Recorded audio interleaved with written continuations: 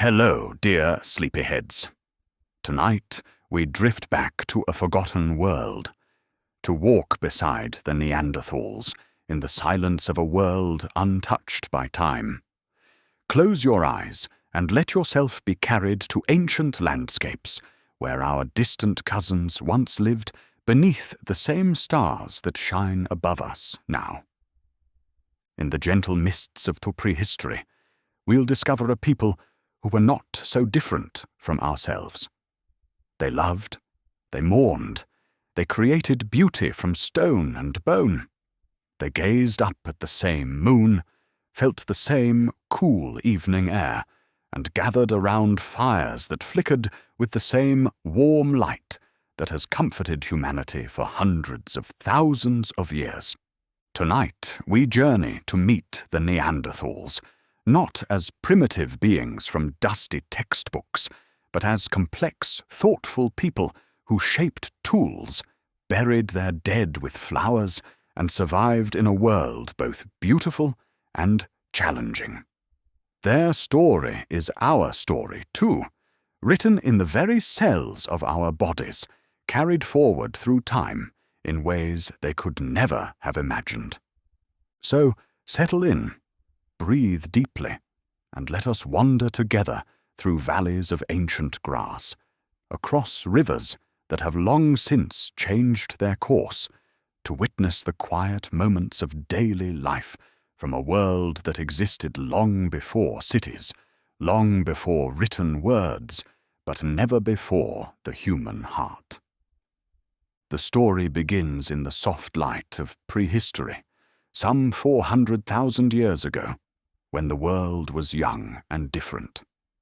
Imagine walking through Europe in those distant days, when the landscape rolled in gentle waves beneath skies that seemed somehow more vast than our own. In this ancient time, as the last traces of earlier human species faded like morning mist, a new people began to emerge. They were the descendants of Homo heidelbergensis, our shared ancestors, slowly changing and adapting to the cooling world around them. This transformation happened so gradually, so peacefully, that if we could watch it unfold, it would seem like the gentle changing of seasons across thousands of generations. The climate was shifting, bringing longer, cooler periods that would eventually bloom into the great ice ages.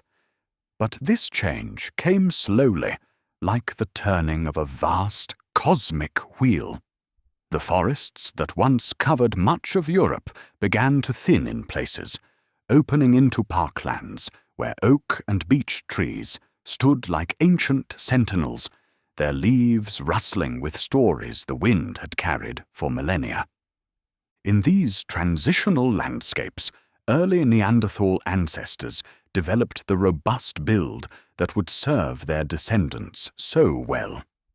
Their bones grew denser, their muscles stronger, their barrel chests more suited to the increasingly cold air they breathed. But these changes came not through struggle or hardship alone, but as gentle adaptations, nature's way of embracing change with patience and grace. Picture them moving through these ancient woodlands, small family groups following game trails that had been worn smooth by countless generations of animals. Their footsteps were quiet on the forest floor, cushioned by centuries of fallen leaves. They knew which streams ran clear and sweet, which berries ripened first in summer's warmth, and where the best flint could be found for shaping into tools. The early Neanderthals were becoming skilled toolmakers, though their craft was still simple and direct. They would find a good piece of stone, perhaps a nodule of flint, gleaming dark and promising in a riverbed, and with patient, measured strikes, shape it into implements for cutting, scraping, and piercing. Each blow of stone against stone rang out clear in the ancient air, a rhythm as old as conscious thought itself. As the generations passed like gentle waves upon a shore, these people spread slowly across Europe and into Western Asia. They followed the river valleys, where travel was easier, where game was plentiful, and where caves and rock shelters offered protection from the increasingly harsh winters. Some groups moved north into what we now call Germany, where they learned to hunt the massive creatures that roamed the cooling grasslands. Others traveled east across the continent, eventually reaching as far as the Altai Mountains of Siberia. Each group carried with them the accumulated wisdom of their ancestors: how to read the weather in the color of clouds, how to track animals by the subtlest signs, how to find water in the driest seasons. They also carried something else: the growing complexity of their minds, the deepening capacity for thought and planning that would distinguish them from all other creatures of their time. The world they inhabited was one of extraordinary beauty. Imagine standing on a hillside in what we now call southern France, 300,000 years ago. The morning mist rises from valleys filled with rivers that sparkle like scattered diamonds. Herds of ancient horses graze peacefully in meadows dotted with wildflowers whose names we have forgotten. In the distance, the trumpeting of mammoths echoes softly across the landscape, a sound as natural then as birdsong is to us today. The Neanderthals who witnessed such scenes were developing an increasingly sophisticated understanding of their world. They began to time their movements with the seasons, following reindeer north in summer and retreating to warmer valleys when winter approached. They learned to predict where certain plants would grow, when fish would run in the rivers, and how to read the behavior of the animals they hunted. In their caves and shelters, as the long evenings grew cooler, they would have gathered around fires that cast dancing shadows on stone walls.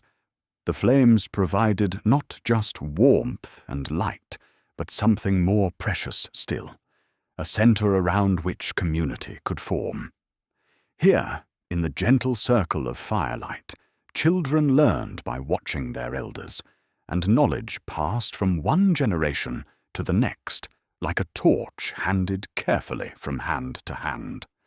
The embers of their fires glowed red and orange in the darkness, tiny stars fallen to earth. And above them, through the smoke holes in their shelters, the actual stars wheeled in their ancient patterns, the same constellations we recognize today. The Neanderthals would have seen the same Big Dipper, the same North Star, the same Milky Way stretching across the night sky like a river of light. As this first chapter of their story draws to a close, we can picture these early Neanderthals as people very much like ourselves, curious, adaptable, caring for their families and communities.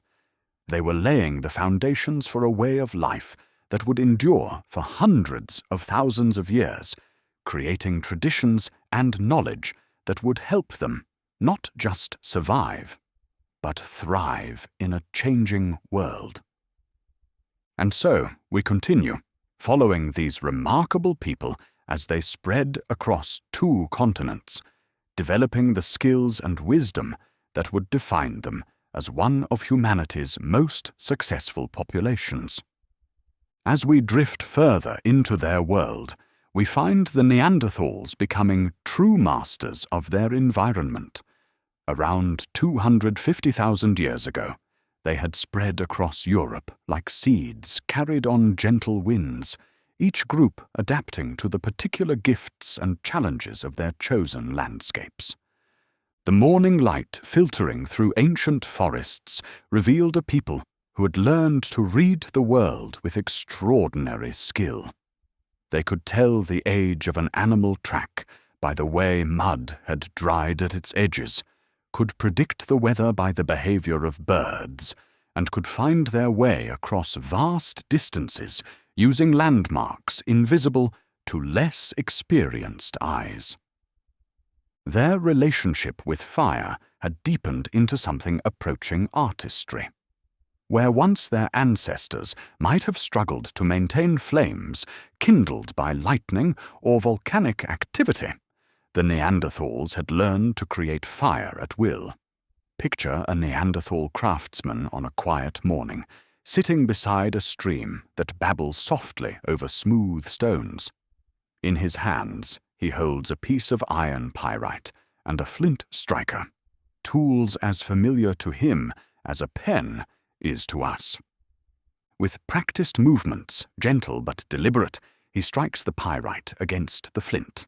Sparks fly, tiny, brilliant stars that live for just a moment before fading.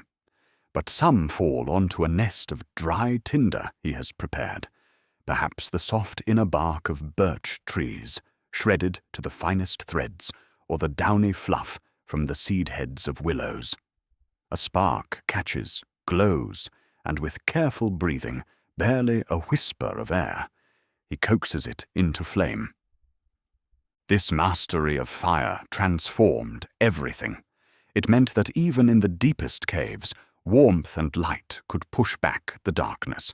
It meant that tough roots and meat could be cooked until tender, making more foods digestible and nutritious. It meant that nights no longer ended with sunset, but could stretch on, filled with the soft glow that brought communities together. Around these fires, the Neanderthals developed increasingly sophisticated tools. They had moved far beyond the simple hand axes of their ancestors. Now they created what archaeologists call the Mousterian tool tradition, a technology of remarkable elegance in its efficiency. They would take a carefully prepared stone core and, with precise strikes, remove flakes that were already shaped for specific purposes. Imagine watching a Neanderthal toolmaker at work. The process begins with selection, walking along a riverbank or rocky outcrop, testing stones with gentle taps, listening to the sound they make. Good napping stone has a particular ring when struck, a clear note that speaks of internal structure and workability. Once the right stone is found, the real artistry begins. The napper sits comfortably, perhaps on a soft patch of moss beside a stream, with the stone core balanced on a piece of leather to catch the sharp flakes. Each strike is calculated, the angle and force determined by years of experience and an intuitive understanding of how stone breaks. The sound is rhythmic, almost musical, tap, tap, tap, echoing softly in the still air. From a single core, a skilled Neanderthal could produce dozens of tools, scrapers for cleaning hides, points for spears, knives with edges sharper than modern surgical instruments. Each tool was made for a specific purpose, and many show signs of being reshaped and resharpened multiple times, evidence of the careful stewardship of resources that characterized Neanderthal life. Their hunting methods reflected this same combination of patience and skill. Rather than relying on brute force or reckless pursuit, Neanderthal hunters were tacticians who understood their prey intimately. They knew that reindeer follow specific migration routes year after year, that cave bears prefer certain types of dens, that mammoths could be dangerous when cornered, but were generally gentle giants if approached with respect. Picture a hunting party moving through a valley in what is now northern Spain. The morning air is crisp and clear, and frost still glitters on the grass despite the sun climbing higher in the sky. The hunters move in single file, their feet finding the quietest path through the undergrowth. They carry spears tipped with carefully shaped stone points, weapons that represent hours of patient craftsmanship. Their target might be a small herd of wild horses that has been grazing in this valley for several days. The Neanderthals have watched from concealment, learning the patterns of the herd's movement, identifying the best locations for an ambush. They understand that success depends not on speed or strength alone, but on cooperation, timing, and intimate knowledge of animal behavior. The hunt, when it comes, is swift and decisive. The hunters move with practiced coordination, using the landscape to their advantage. There is no waste, no unnecessary violence, just the clean efficiency of people who understand that every life taken must serve the survival of the community. After a successful hunt, the entire band would participate in processing the kill. Nothing was wasted. Meat was cut and dried for storage. Bones were shaped into tools. Hides were carefully cleaned and prepared for clothing and shelter. Even the sinews were saved, to be used as thread for sewing or cordage for binding. These activities often took place at base camps that the Neanderthals returned to season after season.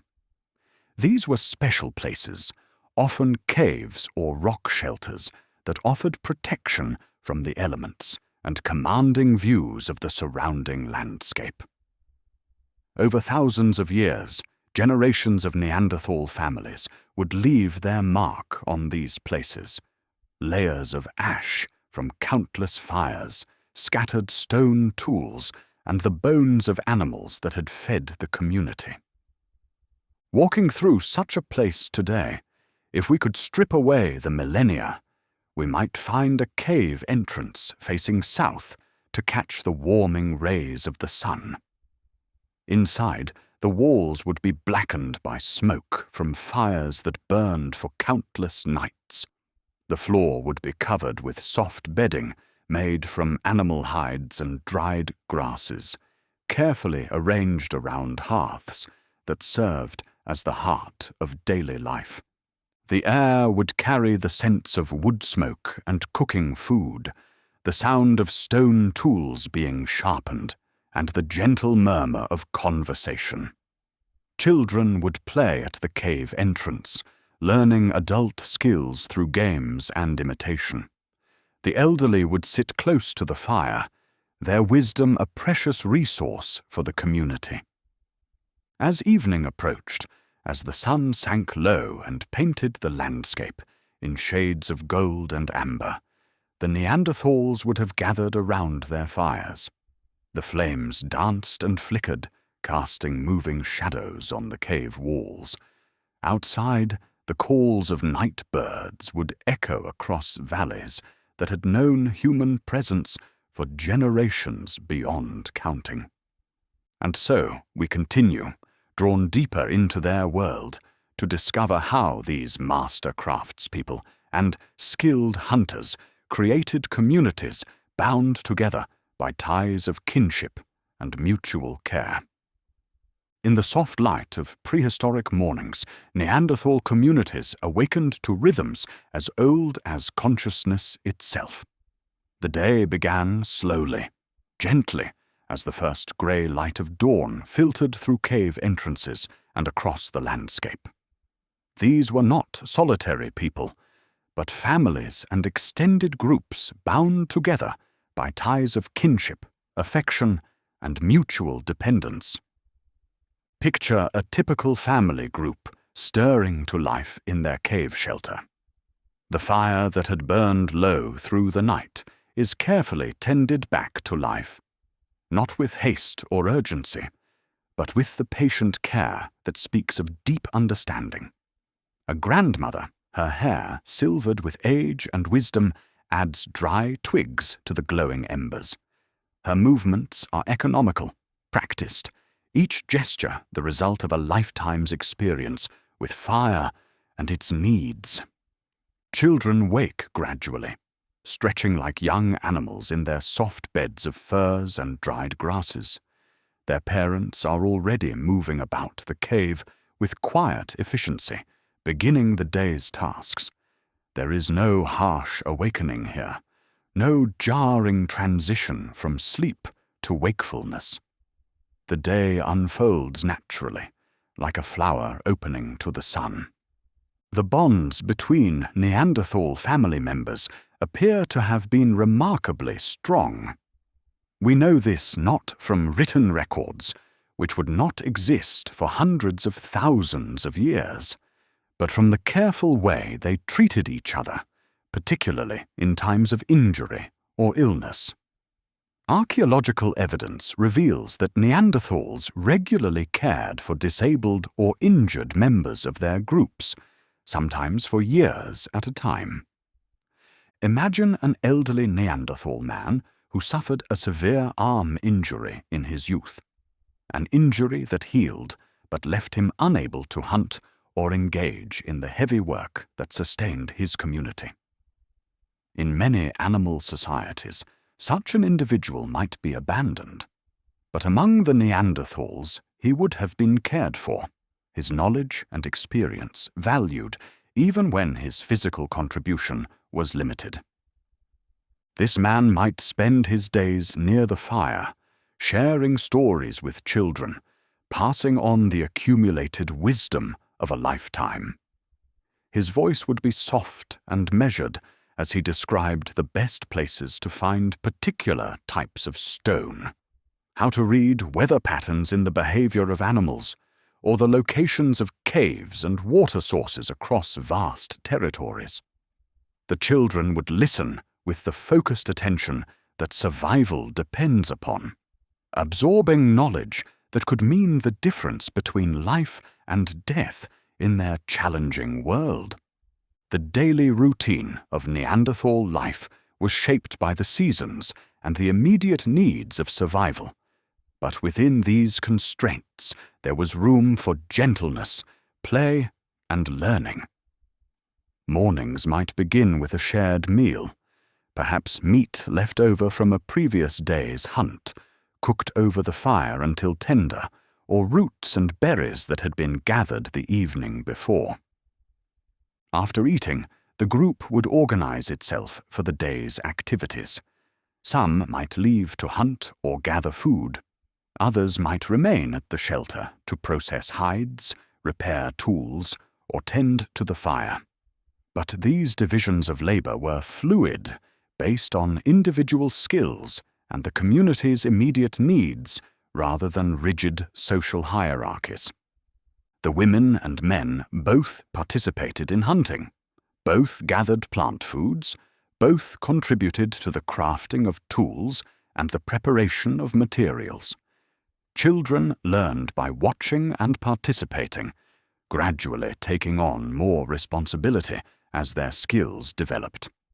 A young girl might begin by helping to gather berries, learning to distinguish the ripe from the unripe, the safe from the potentially harmful.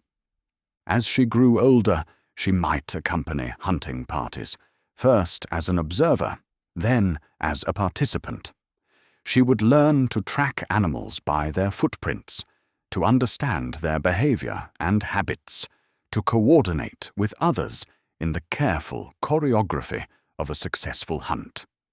Her training would be gentle but thorough, each skill building upon the last in a progression as natural as growth itself. The same gradual learning would shape the lives of young boys who might begin by gathering firewood and learning to tend the flames, then progress to tool-making and eventually to hunting. But these were not rigid gender roles in the modern sense. Necessity and individual aptitude determined who did what, and flexibility was essential for survival. Afternoon activities often centered around the preparation and sharing of food. Neanderthals were accomplished cooks who understood how fire could transform tough roots into digestible meals, how slow cooking could extract every bit of nutrition from bones, and how smoking could preserve meat for lean times ahead. The hearth was not just a source of warmth and light, but a place where raw materials were transformed into sustenance through patience and skill. Imagine sitting beside such a hearth on a quiet afternoon, watching a Neanderthal cook at work. She might be preparing a meal from the morning's hunt, perhaps a young deer that will feed the entire group for several days. Every part of the animal is used with careful efficiency. The meat is cut into portions, some to be eaten immediately, others to be dried over smoky fires for preservation. The bones are cracked to extract the rich marrow inside, a delicacy that provides essential fats and nutrients. The hide is set aside for cleaning and preparation, eventually to become clothing or shelter material. Even the sinews are carefully removed and prepared for use as thread. Nothing is wasted in a world where every resource has value. As the afternoon shadows grew longer, children would often play near the cave entrance, their games serving as practice for adult skills. They might stalk each other through the underbrush, learning the art of moving silently and observing without being seen. Or they might practice throwing sticks at targets, developing the hand-eye coordination that would serve them well as hunters. But not all their play was practice for serious tasks. Like children throughout history, young Neanderthals probably also played for the simple joy of it, delighting in games of chase, in the pleasure of movement, in the companionship of their peers.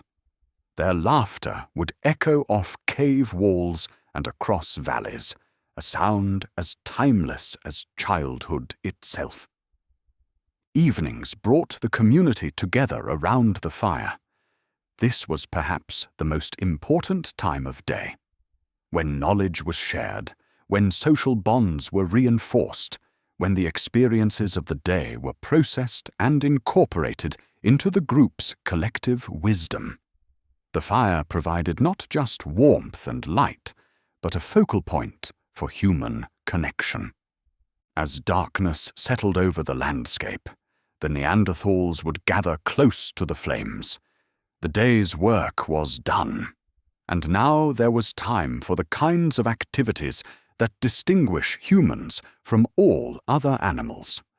They might have shared stories, not elaborate narratives as we understand them today, but simpler communications about places visited, animals seen, or experiences encountered.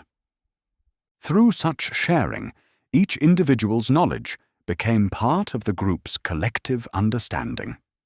A hunter who had discovered a new water source would describe its location to others.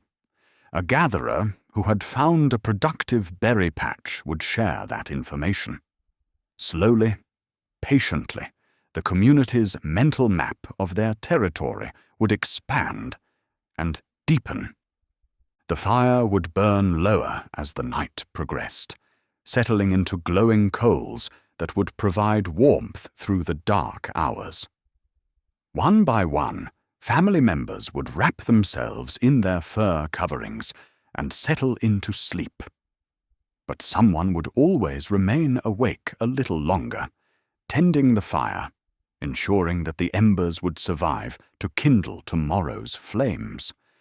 And so we continue, following these gentle rhythms of daily life as they cycle through the seasons, watching as Neanderthal communities adapt to the changing world around them, always with the patience and wisdom that ensured their survival for hundreds of thousands of years.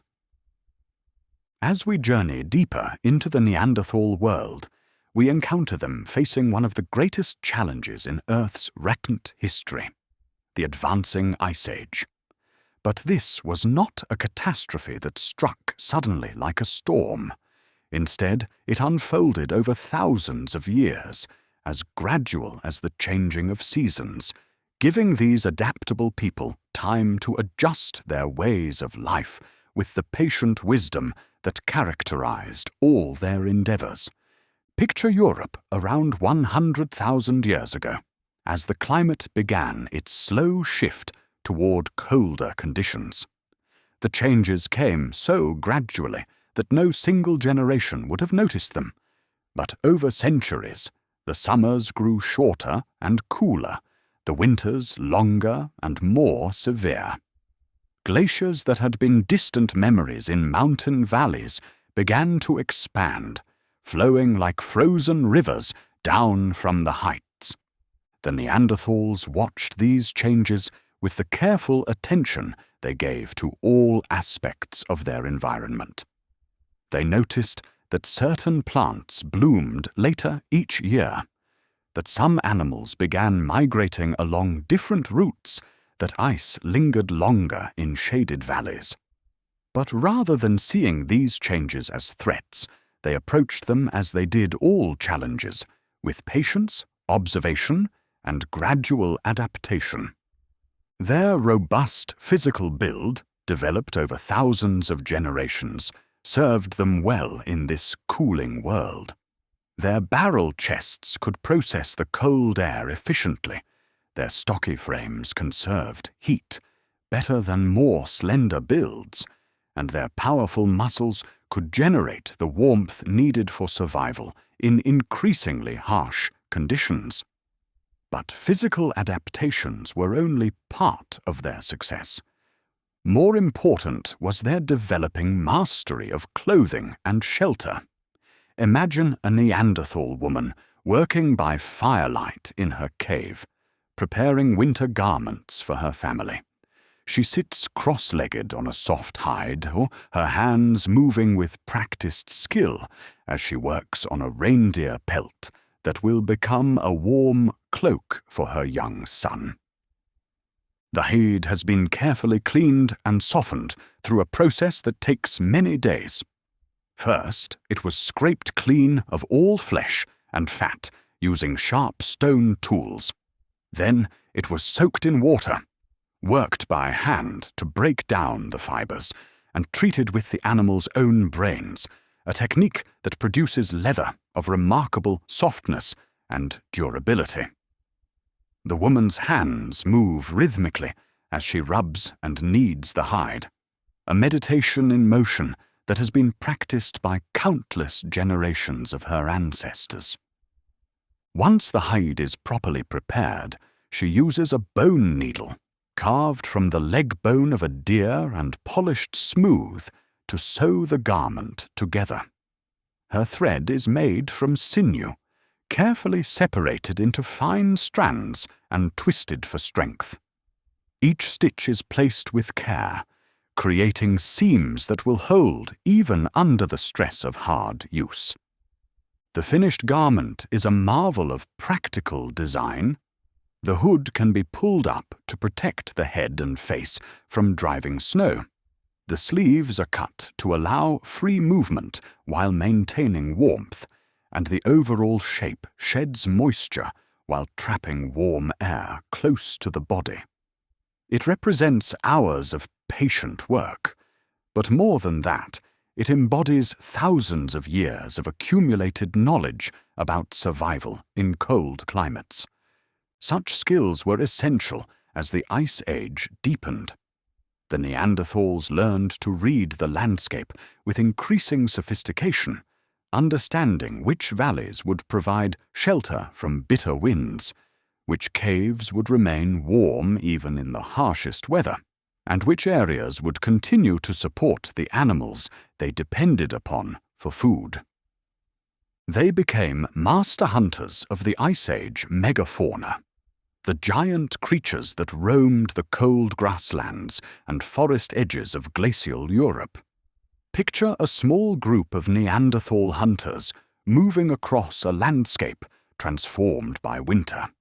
Snow covers the ground in gentle drifts, broken by patches of hardy grass that still provide fodder for herbivores. In the distance, a small herd of woolly mammoths move slowly across the plain, their shaggy coats dark against the white landscape.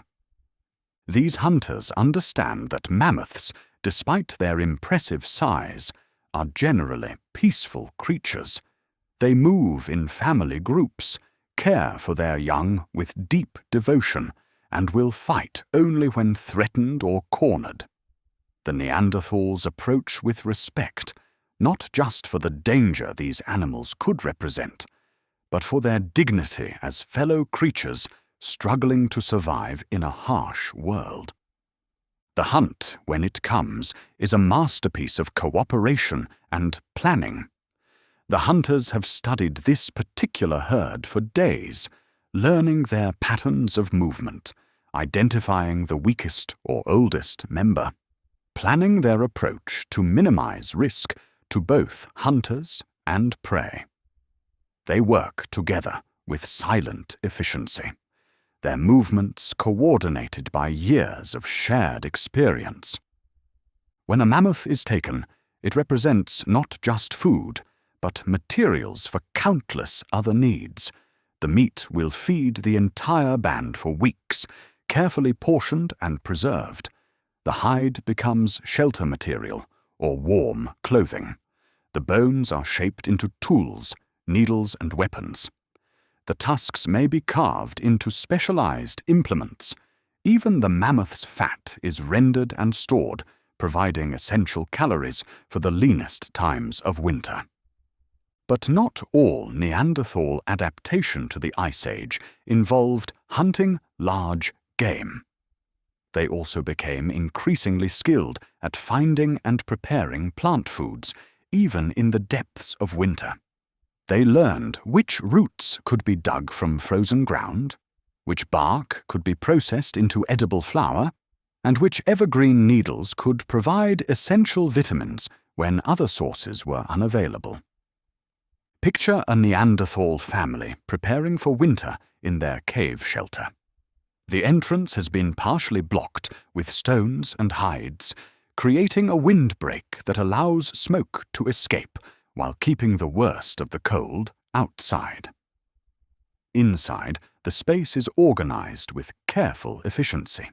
Sleeping areas are located in the warmest parts of the cave, away from drafts, but close enough to the central hearth to benefit from its warmth. Along the walls, stores of food are carefully arranged. Dried meat hangs from bone hooks driven into cracks in the stone. Bags made from animal stomachs contain rendered fat, nuts, and dried berries. Stone-lined pits hold root vegetables, kept fresh in the cave's cool, stable temperature. Everything is organized not just for accessibility, but to prevent spoilage and waste during the long months when fresh food would be scarce. The fire that burns at the heart of their shelter is more than just a source of warmth. It's the center of their winter world. Fed with carefully hoarded wood and kept burning continuously, it provides heat for cooking, light for working during the long, dark hours, and the psychological comfort that only fire can bring to humans facing the cold and dark. Around this fire, on long winter evenings, the Neanderthals would gather to perform the essential maintenance tasks that kept their community functioning. Tools would be sharpened and repaired, clothing mended and waterproofed, and plans made for the activities of the following day. But these were also times for the quieter pleasures of human community, shared warmth, mutual comfort, and the deep satisfaction of weathering hardship together. Children born into this Ice Age world would grow up with skills and knowledge that we can barely imagine. By the time they could walk, they would understand ice and snow, wind and cold, as intimately as children in warmer climates understand sunshine and rain. They would learn to read the subtle signs that indicated changes in weather, to find their way in landscapes transformed by snowfall, and to remain comfortable and safe in conditions that would challenge even modern Arctic explorers. Yet for all the challenges of Ice Age life, there was also extraordinary beauty in the world the Neanderthals inhabited. Imagine standing with them on a clear winter morning, looking out over a landscape glittering with fresh snow. The air is so clean and clear that distant mountains seem close enough to touch. The only sounds are the whisper of wind through bare branches and the distant calls of ravens, whose black wings flash against the white sky. In such moments, we can understand something of what sustained the Neanderthals through the long millennia of Ice Age survival. It was not just their physical adaptations or their practical skills, though both were essential. It was also their capacity to find beauty and meaning in their world, to create warm communities in the face of cold challenges, and to maintain hope and humanity even in the harshest conditions. And so we continue, following these remarkable people as they not only survived, but thrived during one of the most challenging periods in recent Earth history, developing along the way the cultural sophistication that would set them apart as one of humanity's most successful populations.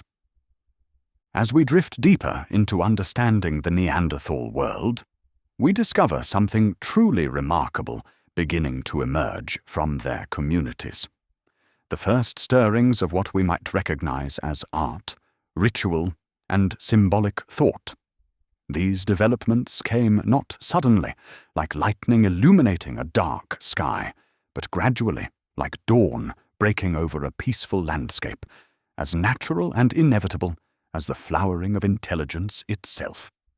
Around 60,000 years ago, perhaps in a cave nestled in the hills of what we now call Spain, a Neanderthal child made a discovery that would echo through time.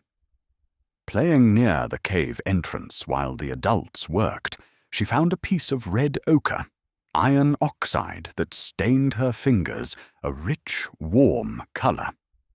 Instead of discarding it, she began to make marks on the stone wall, simple lines and dots that pleased her eye.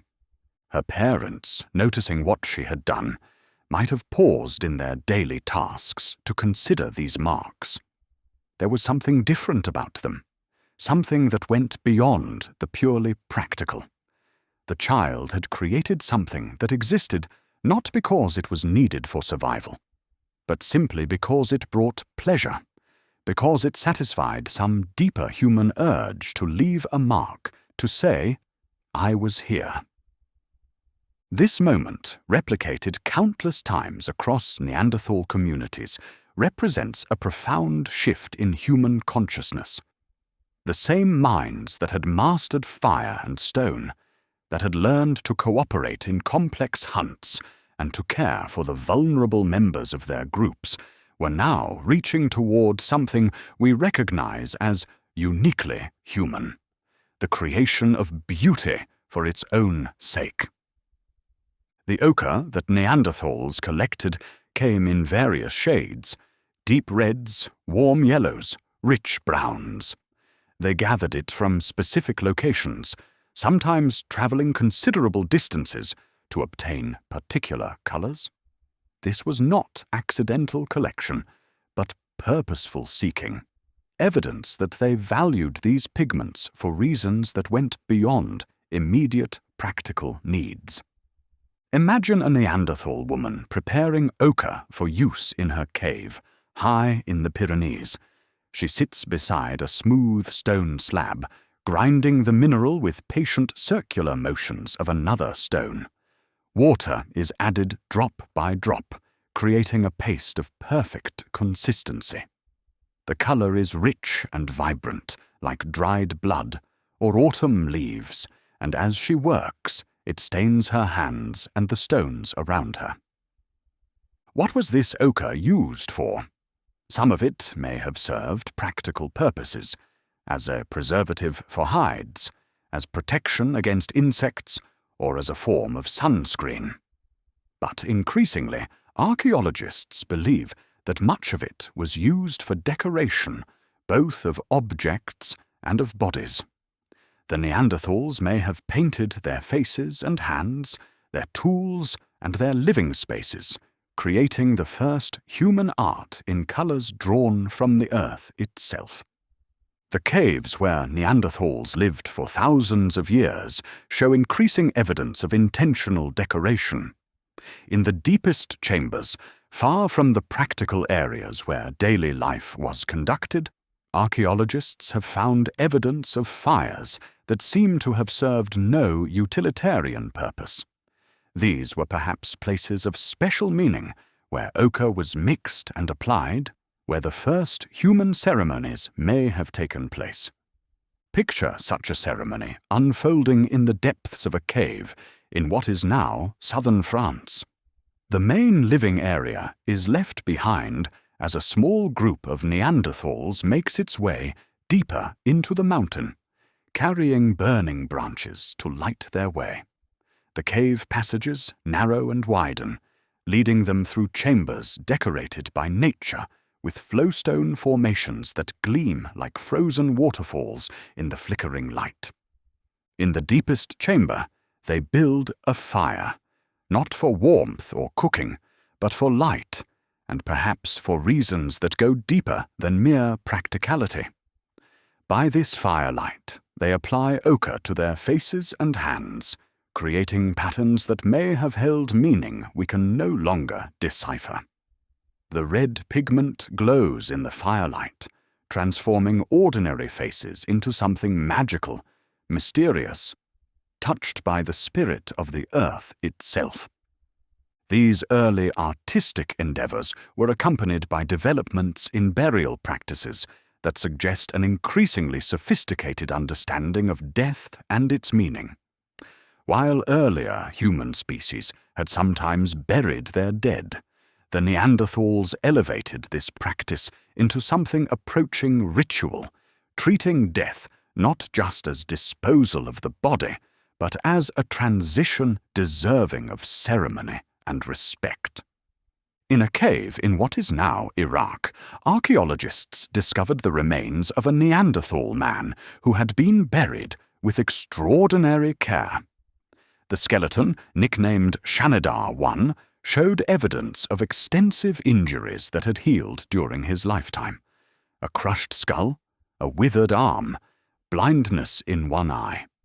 Yet he had lived for many years after these injuries, cared for by his community, valued despite his disabilities. But even more remarkable than his life was his death. The soil around his skeleton contained pollen from flowers. Not random contamination, but evidence that he had been buried with bunches of carefully chosen blooms.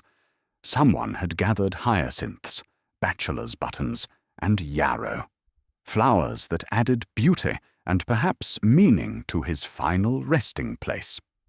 The image of Neanderthal mourners placing flowers on a grave speaks to something profound in the human heart, something that transcends time and cultural difference.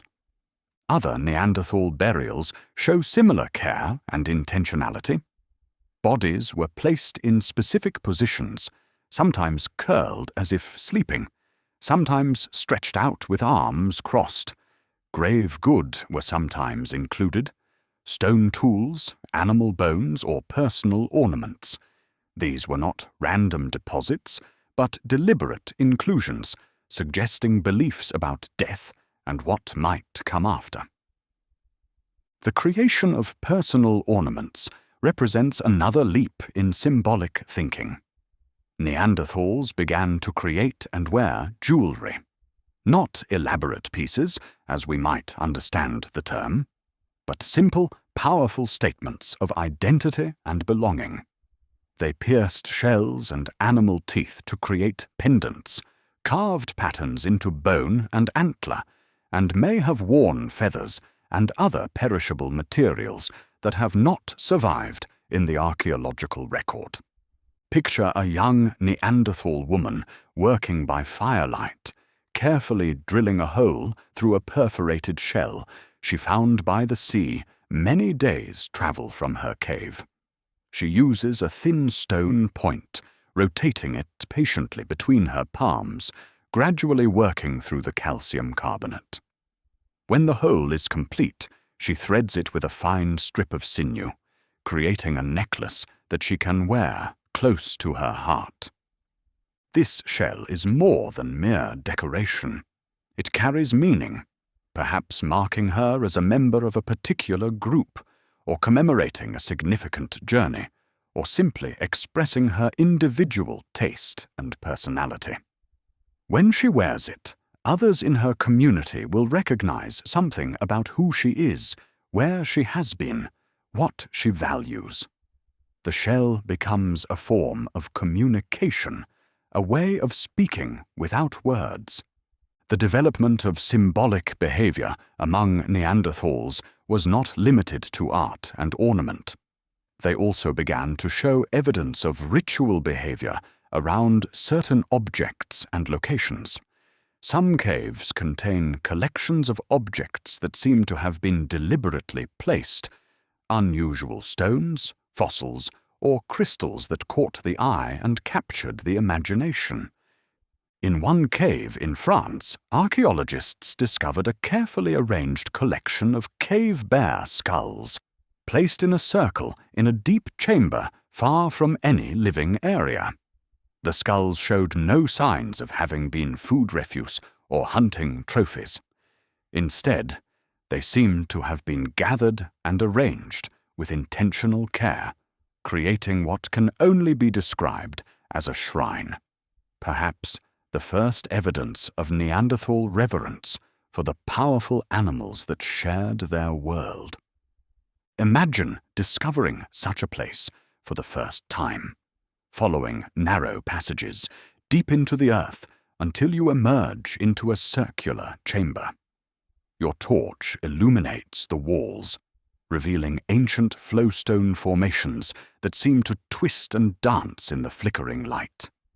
And there, in the center of the chamber, arranged with obvious deliberation, are the skulls of the great cave bears, massive, powerful, their empty eye sockets seeming to watch you across the millennia.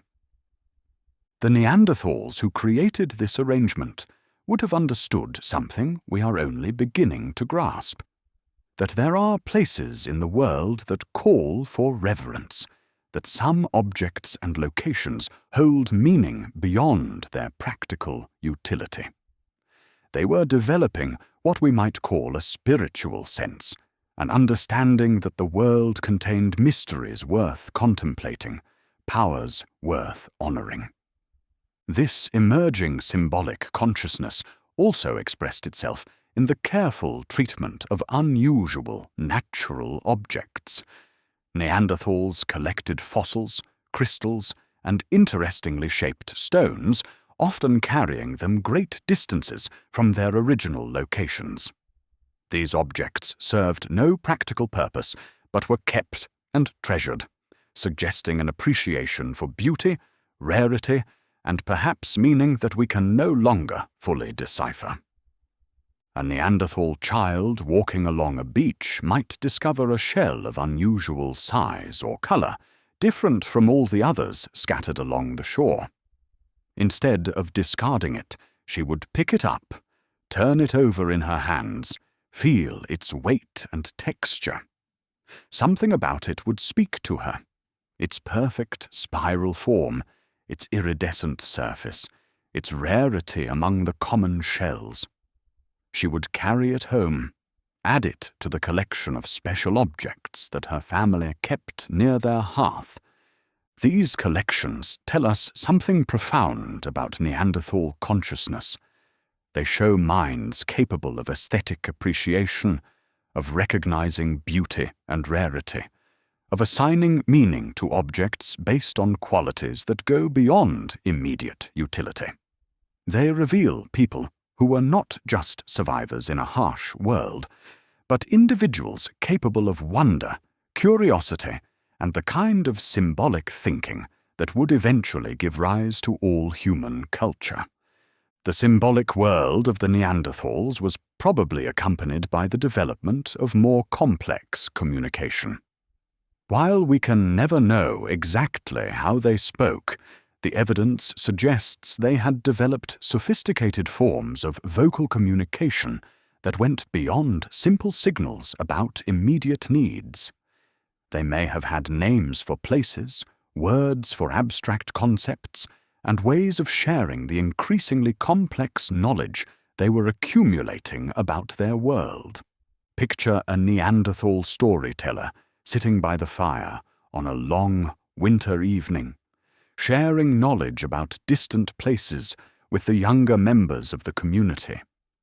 His voice is soft and rhythmic, painting pictures with words of valleys beyond the mountains, of great rivers and ancient forests, of the behavior of animals and the changing of seasons. The listeners' faces glow in the firelight, their eyes reflecting the flames as they absorb not just practical information, but something approaching wisdom. This growing capacity for symbolic thought and communication represented a fundamental shift in Neanderthal culture. They were no longer just highly skilled survivors. They were becoming people who could contemplate meaning, who could create beauty, who could imagine possibilities beyond immediate reality. They were developing the kinds of minds that could look at red ochre and see not just a mineral, but a way to transform surfaces and perhaps souls. As we watch this remarkable development unfold, we see the Neanderthals becoming more recognizably human in ways that go beyond physical appearance or tool-making abilities. They were developing the capacity for reverence, for aesthetic appreciation, for symbolic communication, all the qualities that would eventually characterize human culture in all its rich diversity. The caves where they lived became more than mere shelters. They became canvases for self-expression, repositories for meaningful objects, and sacred spaces where the deepest mysteries of existence could be contemplated. The ochre they applied to walls and bodies became a form of communication that transcended the boundaries of spoken language, speaking directly to the soul about identity, community, and the human need to create meaning in a vast and sometimes incomprehensible world.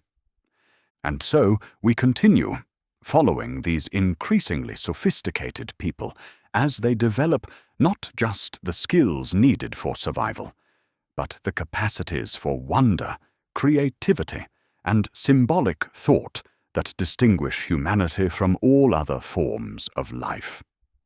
As we journey forward through the long corridors of time, we arrive at one of the most profound moments in human history. The first encounters between Neanderthals and the other branch of humanity that would eventually become modern humans. These meetings, occurring somewhere around 45,000 years ago, were not dramatic confrontations, but quiet moments of recognition, curiosity, and perhaps wonder as two groups of people, separated by hundreds of thousands of years of evolution, looked upon each other for the first time. Imagine a valley in what is now southern Europe, where the last warmth of autumn lingers in the afternoon sunlight.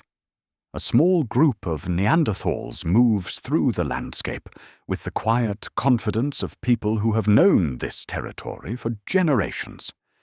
They follow paths worn smooth by countless feet, both human and animal, paths that lead to familiar caves, reliable water sources, and the best hunting grounds their ancestors discovered long ago. But on this particular day, something is different. The lead hunter stops suddenly, his practiced eye catching something unusual in the distance. Smoke rises from a valley where no Neanderthal fire has burned for many months. The smoke is thin and steady, speaking of a controlled fire tended by careful hands. But whose hands? What people have entered this territory? The Neanderthals approach slowly, cautiously, but without fear. They are confident in their skills, secure in their knowledge of the landscape, and curious about these strangers who have appeared in their world. As they draw closer, they catch glimpses of the newcomers, people who are recognizably human, but somehow different, taller and more slender, with faces that seem familiar, yet strange. These newcomers are the early modern humans, the ancestors of all people living today, who have recently arrived in Europe after a long journey from Africa. They carry with them technologies and ways of thinking that are both similar to and different from those of the Neanderthals. They too know fire and stone. They too hunt and gather. They too live in small communities, bound together by kinship and mutual care. But there are differences as well.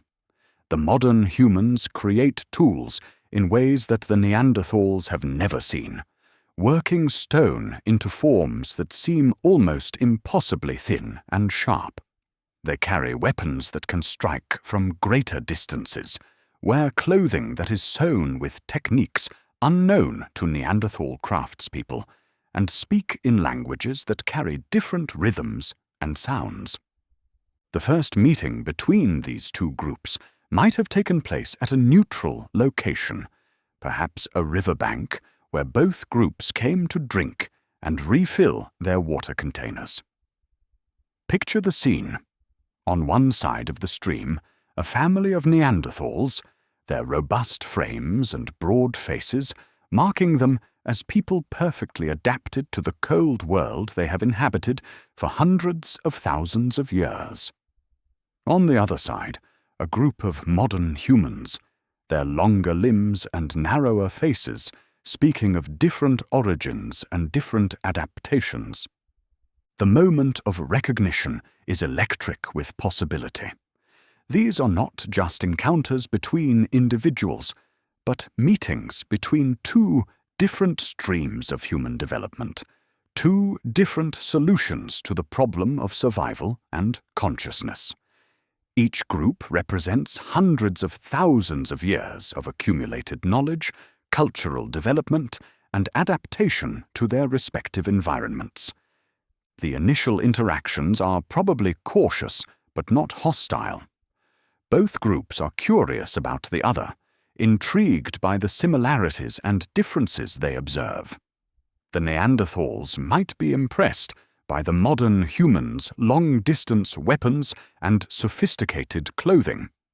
The modern humans might admire the Neanderthals' intimate knowledge of the local landscape and their robust adaptation to cold climates.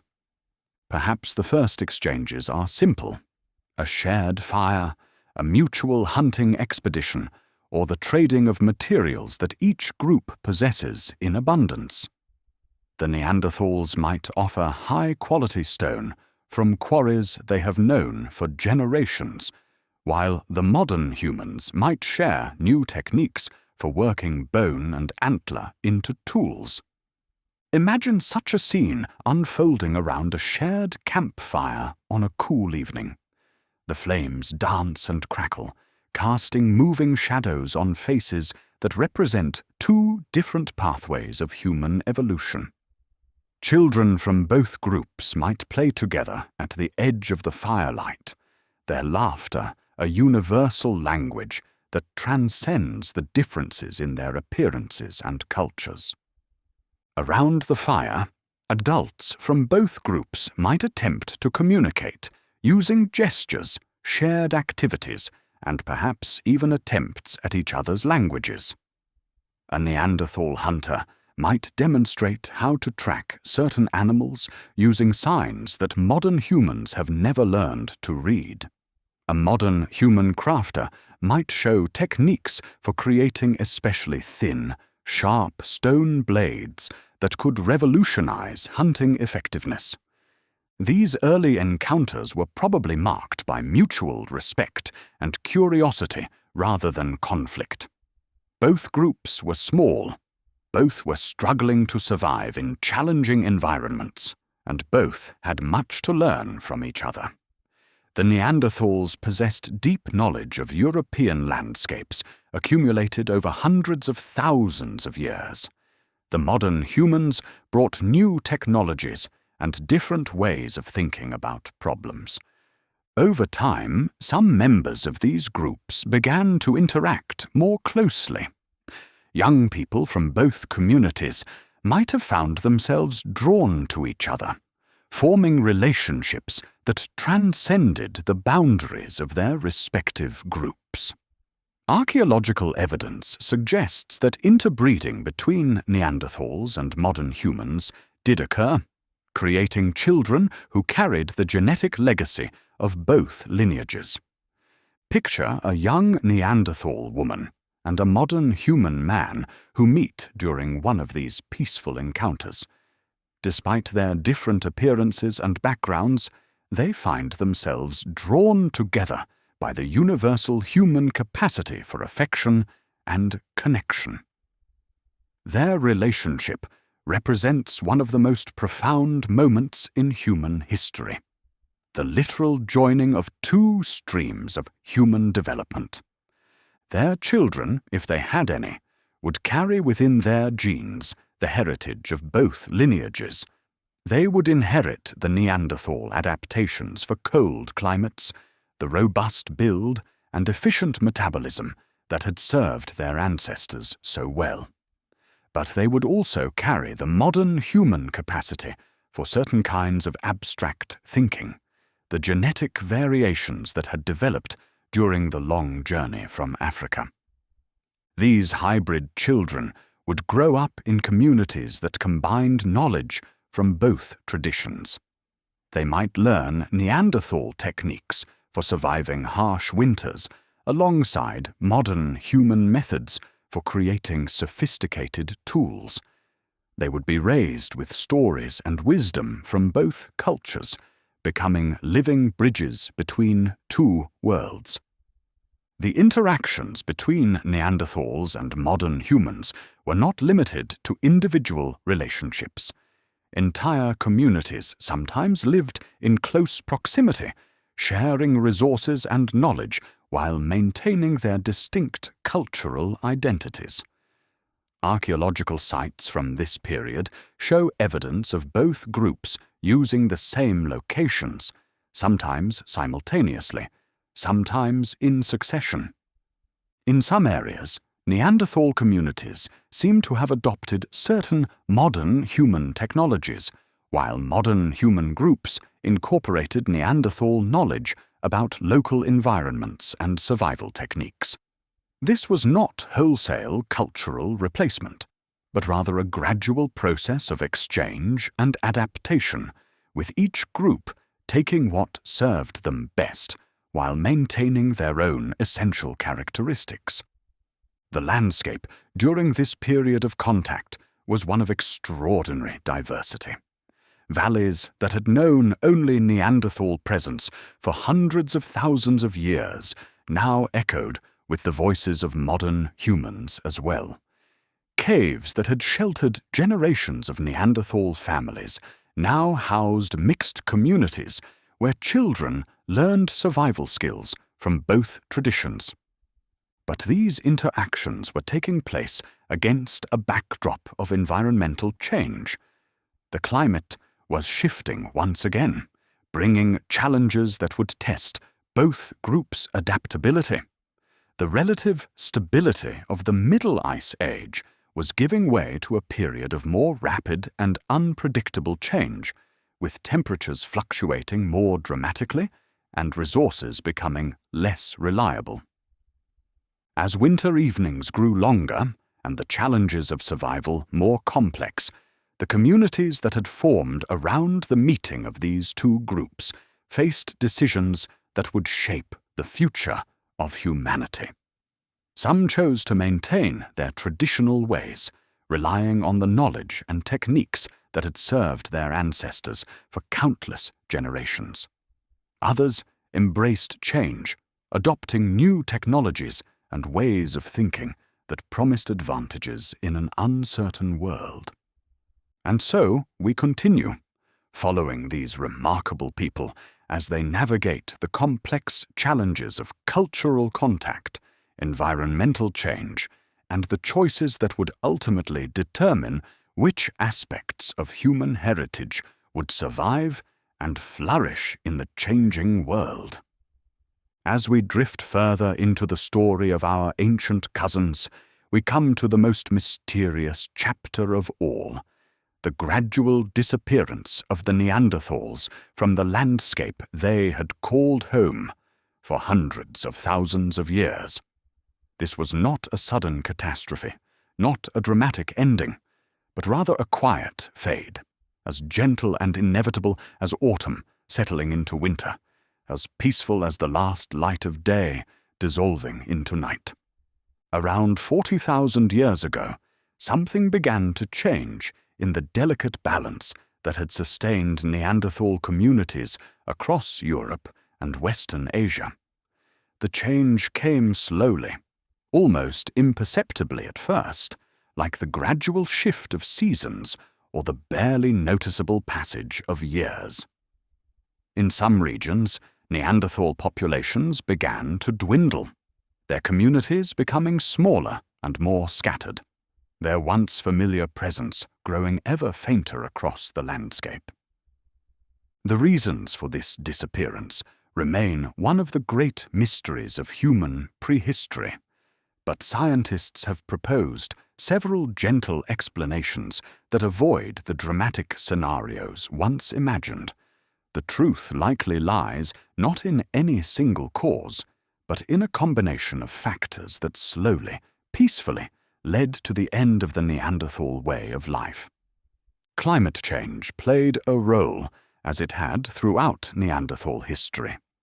But this time, the changes were perhaps more rapid and unpredictable than those they had successfully weathered before. The Ice Age world that had been their home for so long was becoming less stable, less predictable. Winters grew harsher in some regions, while in others, the warming climate altered the distribution of plants and animals that Neanderthal communities depended upon. Picture a Neanderthal family in what is now southern Spain, living through a winter that is somehow different from those their ancestors had known. The cold is not just more severe, but more erratic, freezing temperatures followed by sudden thaws, then freezing again. The animals they have hunted for generations are following new migration routes, seeking stable conditions that are becoming harder to find. The family adapts as their ancestors always have, with patience and wisdom. They modify their hunting strategies, seek new sources of plant foods, and adjust their seasonal movements to match changing conditions. But the changes keep coming, each one requiring new adaptations, new learning, new flexibility. The accumulated wisdom of generations becomes less reliable when the world itself is shifting beneath their feet. At the same time, the modern human populations that had recently arrived in Europe were growing and spreading. These were not necessarily competitors in the dramatic sense, but rather people who had developed different solutions to the challenges of survival. Where Neanderthal communities had relied on intimate knowledge of specific territories, modern humans were perhaps more mobile, more willing to move to new areas when conditions changed. The modern humans also brought new technologies that may have given them advantages in the changing world. Their spear throwers allowed them to hunt from greater distances, reducing the risks associated with close-range hunting of large game. Their sewing techniques produced more sophisticated clothing that might have provided better protection against unpredictable weather. Their social networks may have been larger and more complex, allowing for better information sharing about resources and conditions across wide areas. But these advantages did not necessarily translate into conflict between the two groups. Instead, they may have led to a gradual process of demographic change, with modern human populations slowly expanding into areas where Neanderthal communities were struggling to maintain their numbers. Imagine a valley that has been home to Neanderthal families for thousands of years. The caves that sheltered countless generations still bear the marks of their presence: blackened walls from ancient fires, the scattered remnants of stone tools, the worn paths that lead to water sources and hunting grounds. But now the valley is emptier than it once was. Families that once numbered in the dozens have dwindled to a few individuals. The youngest generation is smaller than those that came before. The reasons are not dramatic. Perhaps the harsh winters of recent years have made survival more challenging. Perhaps the animals that once provided reliable food sources have changed their migration patterns. Perhaps some families have simply chosen to join other communities in more favorable locations. The change is so gradual that no single generation fully realizes what is happening. One theory suggests that Neanderthal populations may have been affected by their own success. Their communities were small and close-knit, bound together by strong family relationships. While this created stable, caring societies, it may also have made them vulnerable to the kind of demographic challenges that can affect small populations. When communities become too small, they may struggle to maintain genetic diversity and cultural knowledge across generations. Picture an elderly Neanderthal woman, one of the last of her lineage, sitting by her fire on a quiet evening. She is the keeper of countless stories, the repository of knowledge accumulated over a lifetime of careful observation and experience. She knows the secret places where the best stones can be found, the subtle signs that predict changes in weather, the behaviors of animals that younger hunters have never learned to read. But there are fewer young people to pass this knowledge to. The community that once surrounded her has grown smaller, and the children who remain are learning different skills, adapting to a world that seems to require different kinds of wisdom than those she possesses. Her knowledge, accumulated over a lifetime and inherited from countless ancestors, risks being lost simply because the world has changed too much for it to remain relevant. Another factor in Neanderthal disappearance may have been their tendency toward cultural conservatism. This was not a weakness, but rather a strength that had served them well for hundreds of thousands of years. Neanderthal communities were remarkably stable, maintaining successful ways of life across vast periods of time. They were masters of their environment, perfectly adapted to their world. But when that world began to change rapidly, this conservatism may have become a disadvantage.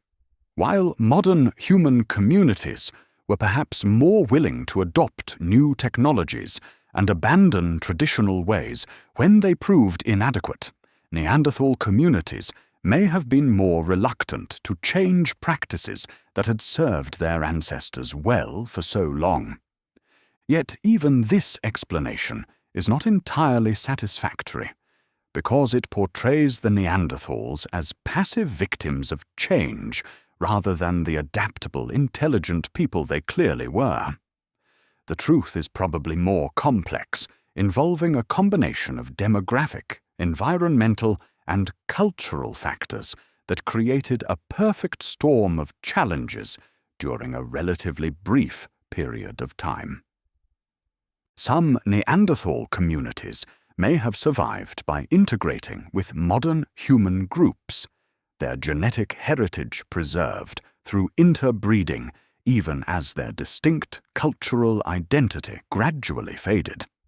These individuals would have brought with them the accumulated wisdom of their ancestors, knowledge of local environments, survival techniques, and ways of understanding the world that had been refined over hundreds of thousands of years. In the final analysis, the disappearance of the Neanderthals may have been less an ending than a transformation. Their genes live on in modern human populations, particularly in Europe and Asia, where genetic studies have revealed that most people carry some Neanderthal DNA. Their knowledge and skills may have been incorporated into the expanding modern human culture, contributing to the remarkable adaptability that has characterized our species ever since. Picture the last known Neanderthal community, perhaps living in a cave in what is now Gibraltar, around 28,000 years ago. These final representatives of their lineage are not defeated or degraded, but rather people living full, meaningful lives even as their world slowly changes around them.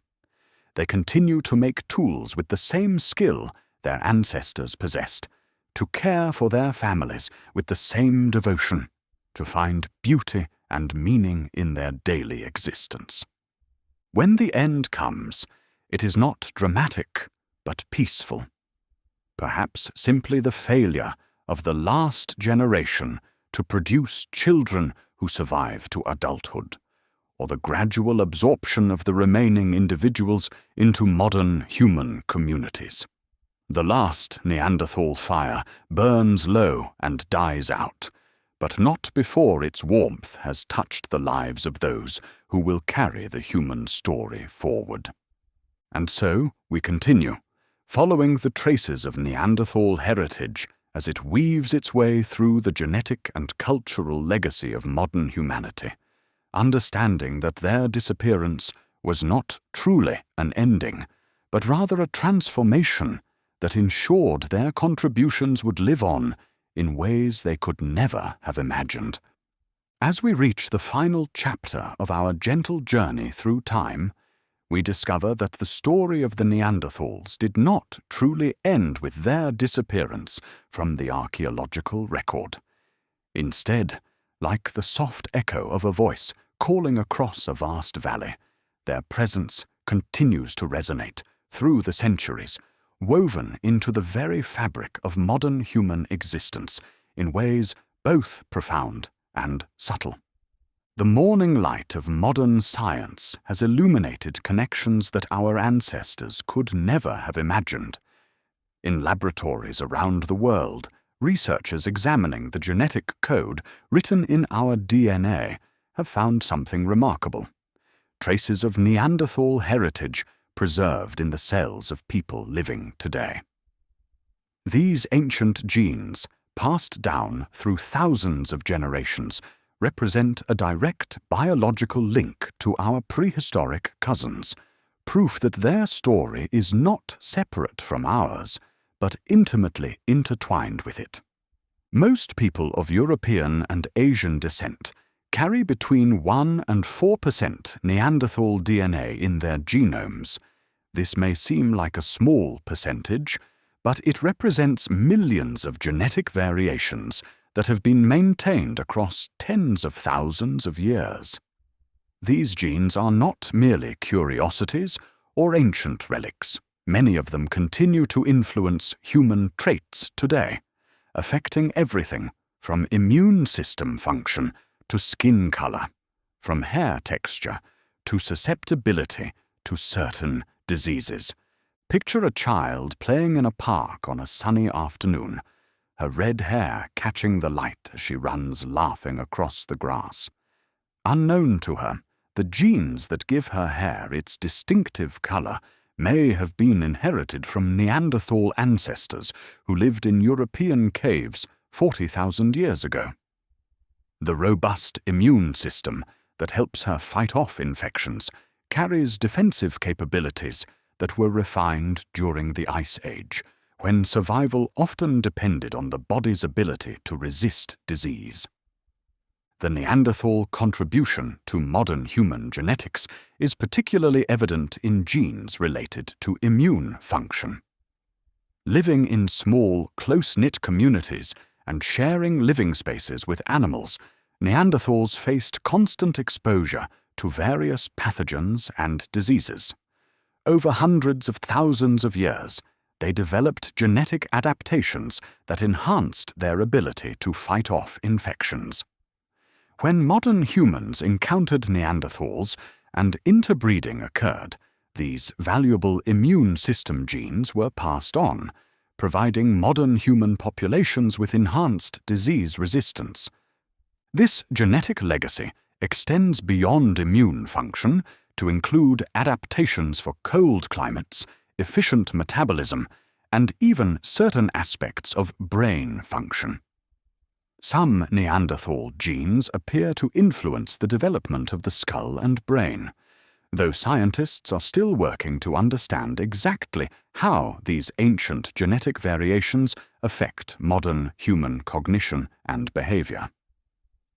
But the Neanderthal legacy extends beyond genetics to include cultural and technological contributions that may have shaped the trajectory of human development.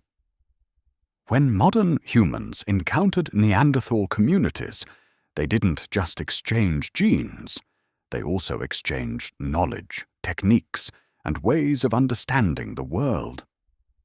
Imagine a modern human craftsperson learning tool-making techniques from a Neanderthal master, watching as skilled hands shape stone with methods refined over hundreds of thousands of years. The knowledge passed on in such encounters, how to select the best stones, how to predict the way they will break, how to create tools perfectly adapted for specific tasks, would have been invaluable to modern human communities adapting to European environments. Similarly, Neanderthal knowledge of local landscapes, animal behavior, and survival techniques would have been crucial for modern human groups establishing themselves in new territories. The intimate understanding of seasonal patterns, weather prediction, and resource management that Neanderthal communities had developed over millennia would have dramatically improved the chances of survival for any modern humans wise enough to learn from them. This exchange of knowledge may have contributed to the remarkable creativity and adaptability that characterized modern human culture as it spread across the globe. The encounter with Neanderthals may have provided not just genetic benefits, but also cultural stimulation, exposure to different ways of thinking and problem-solving that enhanced the innovative capacity of our ancestors. In the quiet laboratories where ancient DNA is carefully extracted from fossil bones, scientists continue to uncover new evidence of Neanderthal contributions to human heritage. Each discovery adds another piece to the puzzle, revealing connections that grow deeper and more complex with every study. Recent research has even suggested that some Neanderthal genes may have contributed to the modern human capacity for language and abstract thinking. The story of Neanderthal legacy is not just about the past. It continues to unfold in the present.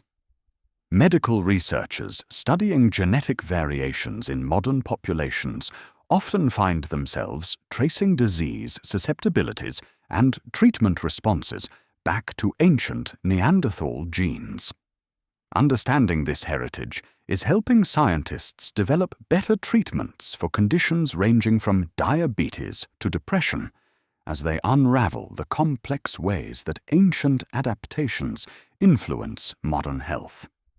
Picture a research laboratory where scientists are working to understand why certain people respond differently to medications or show different patterns of disease susceptibility. As they examine genetic data from thousands of individuals, patterns emerge that trace back to our prehistoric heritage. A genetic variation that helped Neanderthals survive in cold climates might influence how modern people process certain drugs. An immune system adaptation that protected against Ice Age diseases might affect susceptibility to modern autoimmune conditions. The Neanderthal legacy also lives on in the human imagination. As we learn more about these ancient people, our understanding of human nature itself becomes richer and more complex. The Neanderthals challenge us to expand our definition of humanity, to recognize that intelligence, creativity, and compassion can take many forms, and that the human story is far more diverse and interesting than we once believed. In museums around the world, reconstructions of Neanderthal life help visitors connect with their ancient heritage. Children stand fascinated before dioramas showing Neanderthal families gathered around fires, their faces glowing with the same warmth and intelligence that characterizes humanity today. These displays serve as bridges across time, helping us understand that the capacity for love, creativity, and wonder that we consider essentially human existed long before modern cities or written language. The artistic expressions found in Neanderthal caves continue to inspire modern artists and thinkers. The simple lines and handprints left on cave walls tens of thousands of years ago speak to something timeless in the human spirit: the need to create, to leave a mark, to say, "I was here," in ways that transcend the limitations of individual mortality. Contemporary artists sometimes incorporate Neanderthal motifs into their work, creating connections between ancient and modern expressions of human creativity. Perhaps most importantly, the Neanderthal legacy reminds us that human evolution is not a linear progression toward some predetermined goal, but rather a complex, branching story of adaptation and change. The Neanderthals represent a different solution to the challenge of being human, one that was successful for hundreds of thousands of years. Their eventual disappearance does not diminish their achievements or their contributions to the human story. As we look toward the future, carrying within ourselves the genetic heritage of our Neanderthal cousins, we can draw inspiration from their remarkable resilience and adaptability. They survived ice ages, climate changes, and countless other challenges through patience, cooperation, and the gradual accumulation of wisdom. Their story reminds us that humanity's greatest strength lies not in any single trait or ability, but in our capacity to adapt, to learn, and to care for one another across the generations. In the end, the Neanderthals are not truly gone. They live on in our genes, in our inherited immune systems, in the knowledge and techniques that may have been passed down through countless generations of human communities. They exist in the archaeological record as testimony to the complexity and diversity of human experience, and in our imagination as representatives of roads not taken, of different ways of being human. As evening falls and we prepare for sleep, we can take comfort in knowing that we are connected to these ancient people not just through shared evolution, but through the very real, very physical inheritance of their genetic legacy. The blood that flows through our veins carries echoes of their blood. The immune systems that protect us from disease carry defenses they developed during their long residence on Earth. Tonight, as we drift off to sleep, we can imagine ourselves connected to an unbroken chain of human experience stretching back through time. We are the inheritors of not just one human lineage, but of multiple streams of human development that came together in the deep past to create the complex, resilient, beautiful tapestry of modern humanity. The Neanderthals sleep now in the earth that sustained them for so long, but their legacy lives on in ways both seen and unseen, in the structure of our genes and the depth of our humanity. Their story reminds us that we are all connected to each other, to our ancestors, and to the long, remarkable journey of human consciousness through time. And so we end where we began, with the recognition that the human story is far richer and more complex than any single telling can capture. The Neanderthals were not footnotes in human history, but full partners in the creation of what we have become.